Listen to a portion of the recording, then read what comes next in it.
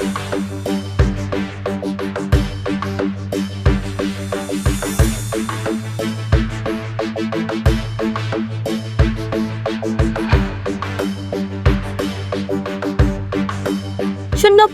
October রোজ শনিবার ঈদগড় বাজার বহুমুখী ব্যবসায়ী সমবায় সমিতির ত্রিবার্ষিক কার্যকরী পরিষদ নির্বাচনে সভাপতি পদে নির্বাচন করছে অন্যায়ের বিরুদ্ধে জোর প্রতিবাদকারী বিশিষ্ট ব্যবসায়ী, সৎ, যোগ্য ও আপনাদের সুপরিচিত মুখ মোহাম্মদ নুরুল হুদা।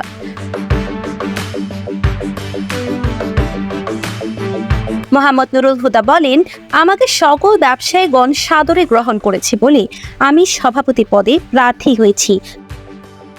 আমি জয়যুক্ত হলে বাজার সমিতির নামে একটি রাবার বাগান করব। ইনশাল্লাহ বাজার থেকে সব অপকর্ম তুলে ফেলব।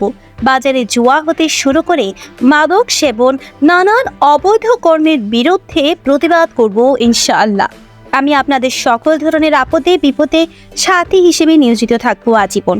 ধরনের অন্যায়ের সাথে আপোষ না হয়ে সুষ্ঠু বিচার ও আইনিভাবে অন্যায়কে প্রতিহত করতে বদ্ধ পরিপক।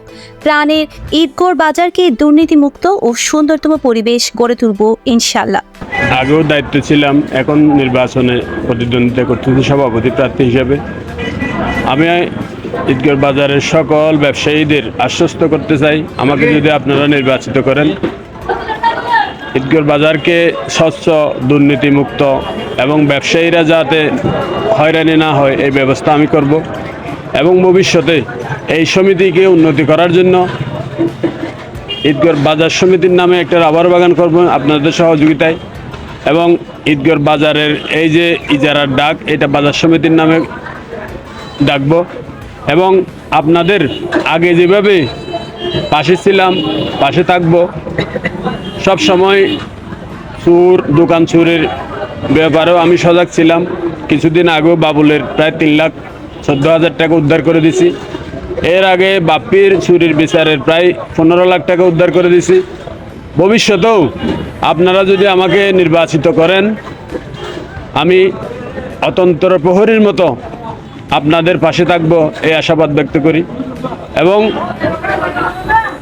আমার যারা প্রতিদ্বন্দ্বী, এদের চাইতে যদি আমাকে যোগ্য মনে করেন, তাহলে আগামী 5 তারিখ আমার চেয়ার মার্কায় একটা ভোট দেওয়ার উদাত্ত আহ্বান জানাই। প্রতিবেদনে আর মিজানুর রহমান, ভিডিও চিত্রে আব্দুল্লাহ আলভি, ঈদগড় জনসংযোগ।